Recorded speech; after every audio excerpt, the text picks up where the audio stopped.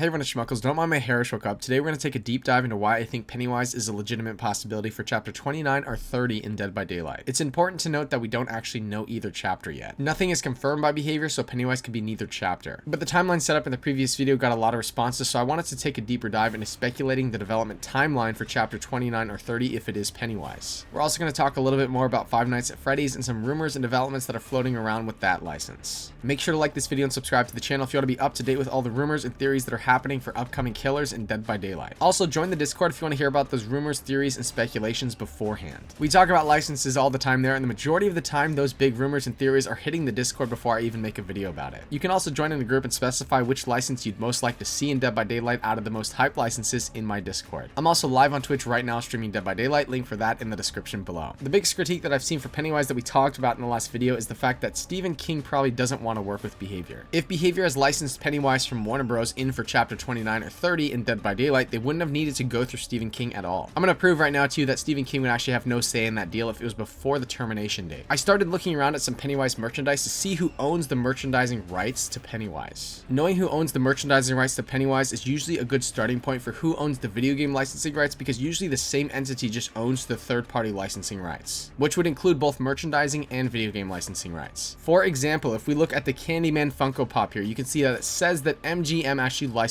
out this merchandise. Of course, this was only true at the time Amazon actually bought out MGM, but at this point in time when this Funko Pop came out, MGM owned the merchandising rights. And this is actually something that was confirmed by Tony Todd on Twitter as well. This means that the author of the original Candyman book Forbidden, Clive Barker, didn't own the merchandising rights to Candyman at this time. Not too dissimilar from how King doesn't own the merchandising rights to Pennywise before that termination date. So when I saw this Pennywise action figure, there's actually no specification for which party licensed out Pennywise to this toy company. So I contacted the toy company themselves. I said, hey, it's Schmuckles, I had a question about the Pennywise action figure that you made. Is this action figure licensed through New Line Cinema, Warner Bros., Stephen King, or both? I'm trying to figure out exactly who owns the video game licensing rights to It 2017 movie character Pennywise, and I can't find that information. I thought figuring out the current merchandising rights would be a good place to start. The toy company actually got back to me and said, thank you for contacting the merchandising support. We currently don't have the rights any longer, but I believe it was through Warner Bros. So here they're kind of specifying for us that Stephen King does not own the merchandising rights to this property. Stephen King is also not involved with the Welcome to Derry show, which was established before the termination date. He doesn't even actually know what that show is about. Is Stephen King not being involved in It's prequel actually a good thing? Stephen King will not be involved in HBO Max's It prequel Welcome to Derry. In this interview, when talking about the It prequel, which is happening through Warner Bros., King said it's an interesting possibility to do that. They talked about a prequel, which struck me as an okay idea. I'd love to see what Pennywise is up to 27 years before the 50s, or I guess it would be the 80s because they updated the setting. So it would be, you know, before World War II or something. It'd be interesting to see what will happen with that. Welcome to Derry is indeed being positioned as a prequel to Andy Muschietti's It movies, set to tell the origin stories of Pennywise the Clown and the start of the 27-year curse. So Stephen King really doesn't have any control over the property, and that's because it's before the start of the termination date. Warner Bros. Really owns all entities of the franchise, with King having no say. And I think that would go down to video game licensing rights too, meaning that before that termination date, Warner Bros. Only would own the licensing rights to get Pennywise into DVD. If chapter 29 or 30 is Pennywise through Warner Bros., that would suggest a similar situation to Freddy Krueger or Pinhead. And what I mean by that is Behavior wouldn't be able to add new skins after the initial release of Pennywise, because after that termination date, King owns the It property. In an interview with the King, Matthew Cote talked about the Pinhead situation. In this interview, King is actually just saying what Cote said because King accidentally deleted the files of the interview. King is just telling us what Cote said in the interview here.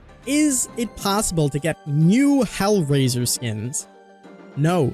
Here, Cote gives a hard no because he knows that Clive Barker owns the rights to that character and Behavior can't license Pinhead skins anymore. It would be through a totally different license holder. So in this like-for-like situation, if Pennywise is chapter 29 or 30, Warner Bros. Would kind of be like Park Avenue Entertainment. Behavior licensed Pennywise through Warner Bros. Right before the termination date, and then those new skins are available. Warner Bros. Does not have the authority to license new skins after the release. Would Behavior want to license a version with no skins and not through Stephen King? I think that they would take their shot in trying to get all of the icons of horror in this game, even if it isn't the most ideal situation. Pretty similar with the Pinhead situation, it's not ideal that a licensed killer can't have new skins. Same thing with Freddy Krueger too, they just got the version of the license that they could get into the game. In the interview that we talked about in the last video where Cote said he can't talk about anything that's remotely possible, I bet Behavior is aware of these termination dates and probably sees this window as a clear opportunity to approach Warner Bros. For Pennywise. They had just done that with Park Avenue Entertainment during their use it or lose it window, and it worked. Also, I don't even know if they could get it through Stephen King, because Stephen King is saying that he's done with with Pennywise. Stephen King on the future of Pennywise, I have no intention of going back to it. Stephen King in this interview said, well, I don't have a relationship with Pennywise now because I have no intention of going back to it. It's in the hands of the people who are doing this. He's talking about the TV show. So it seems like even though Stephen King got the rights back to the character, he doesn't really have any intention of doing anything with it. I don't know if that would hurt his odds of wanting to license the character into Dead by Daylight. I would think that the primary motivation for getting the licensing rights back is to make money with your license, and that would include merchandising and third-party licensing opportunities. So Pennywise in Dead by Daylight after the It rights were reverted back to Stephen King is kind of a gray area to me. Another interesting point here is the Warner Bros. Version of Pennywise is owned by New Line Cinema. You can see that Pennywise is on the official Warner Bros. Website right here. The website also specifies we are the owner or licensee of all IP rights in our sites and in the material published on it. Those works are protected by copyright laws and treaties around the world. All such rights are reserved. So New Line Cinema is the company within Warner Bros. That owned Pennywise before the termination date. Behaviors actually worked with these license holders before too when they licensed Freddy Krueger into the game. Matthew Cote talked about working with those license holders in an interview. How does a partnership like this come about with Michael Myers and Freddy Krueger? For us, when we created the game, it was important that we created our own fiction and that we established it. But as soon as we felt we had created a world that could live on its own, we found the characters that we thought would be best to invite into our world that we could literally just translate into our world without having to change who they are or what they stand for. So if Behavior were to have snatched this license before the termination date, how would the Pennywise development timeline look? It takes about 11 or 12 months from start to finish to design a killer from concept to release. This does not include perks, survivor, or a map at all. This would be solely just Pennywise and whatever Pennywise's power is. The Dead by Daylight developers also revealed in a Q&A that it takes about 6 months to create a map, and this next chapter is coming in with a map. I don't know if it'd be the exact same team that's working on the map or if they have different teams that are working concurrently with that. If chapter 29 is Pennywise, it would take about a year to a year and a half to develop the chapter fully. So now we have a development timeline range from when Behavior would have licensed Pennywise into the game, and that is January 2022 to August 2022. Pennywise for chapter 29 would entail a brand new map, at least one new survivor, and a brand new killer mechanic.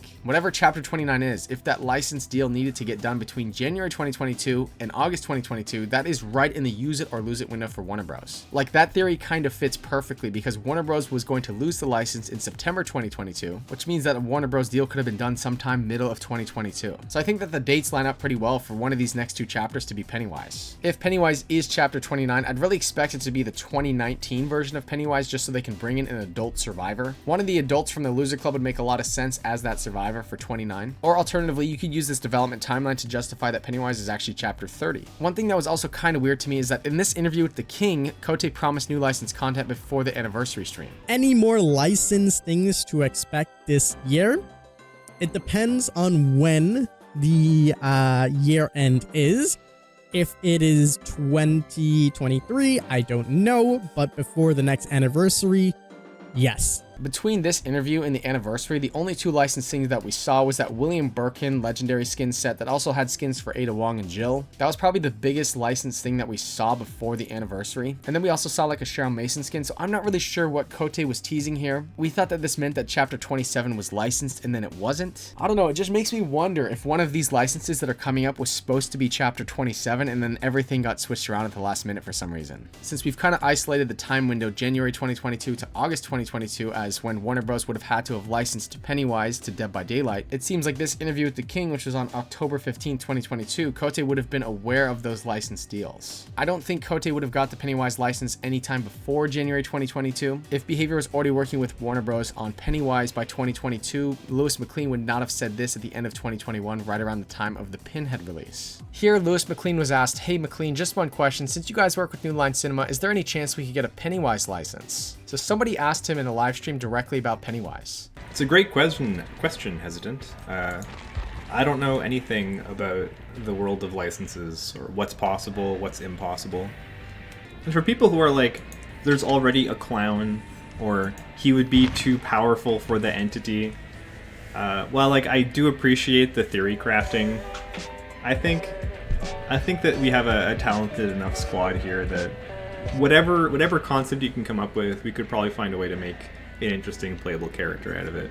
So here Lewis McLean is mentioning Pennywise, and again, this is right around the time of that Pinhead release at the end of 2021. To me, this suggests that Behavior was not working with Warner Bros. On a Pennywise chapter at this time, which means that if Behavior got that Pennywise license, this would have happened right before Behavior locked down that deal. And maybe some of the employees didn't even know that it was happening at this time. So that also kind of checks out too. We know that the developers were not working with Pennywise before that date, which is still kind of further lining up that time range as a possible Pennywise licensing opportunity. There's also been a lot of talk about those possible Five Nights at Freddy's leaks for Chapter 29, which everyone from the DBD Leaks community kind of thinks are fake. Gorgira, who's modded the DBD Leaks server for years, said none of these people know anything, no one knows the next 2 chapters, trust me. This got a lot of buzz in my Discord because a lot of people were wondering if those leaks for Five Nights at Freddy's were true or not. There was an alleged leaker in my Discord server that was saying that they had leaks for Five Nights at Freddy's.